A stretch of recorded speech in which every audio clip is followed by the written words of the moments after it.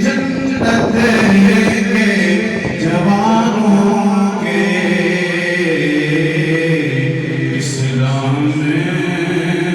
اسلام کے دریا کے یہ دونوں کنارے احباب گرامی القدر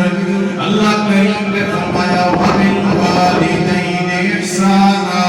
والدین کے ساتھ احسان کرو ان کے ساتھ نیکی کرو آج ہم بھی اپنی روحانی ماں کے ساتھ نیکی کے لیے یہاں پر جمع ہیں اور ایک ہی نیکی دوسرے کو مل جایا ایک ہی نیکی اگر دوسرے کو نہ ملتی ہوتی تو کبھی بھی حضرت عمر بن خطاب جناب صدیق اکبر سے نہ کہتے وہ عمر جبریل امین مصطفیٰ کی بارگاہ میں حاضر ہوئے میرے حضور نے فرمایا حدثنی بفضائل عمر بن الخطاب جبریل آج میرا دل کرتا ہے زبان تیری ہو سننے والے محمد ہو فضائل جبریل عرض کرتے ہیں یا رسول اللہ اس کے لیے مجھے کافی وقت درکار ہے میرے حضور نے فرمایا کتنا وقت چاہیے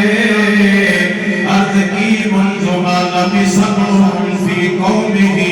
جتنا عرصہ حضرت نوح نے اپنی قوم میں گزارا حضور سید عالم نے فرمایا جبریل تو پھر میرے عمر کی شان کو بیان کر لو گے جبریل عرض کرتے ہیں یا رسول اللہ جو شان اللہ نے عمر کو دی ہے اگر اتنا عرصہ زبان جبریل عمر کی شان کو بیان کرتی رہے آنفدت بفضائل عمر بن الخطاب حضرت عمر کی شان ختم ہونے پہ نہیں آئے گی جن کے عمر کی اتنی شان ہے اس بارگاہ سے ان کو مقام ملا ہے محمد کی شان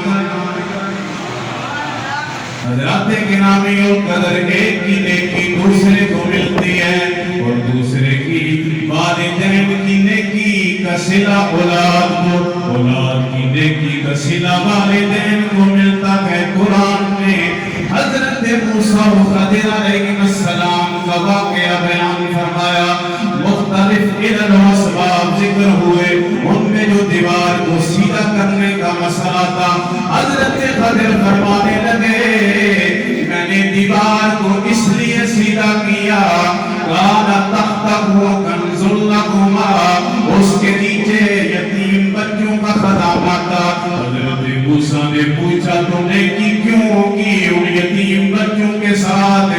آپ فرمانے لگے کانا ابوہما صالحا اس لیے کہ ان کا باپ نیک تھا باپ کی نیکی کا صلہ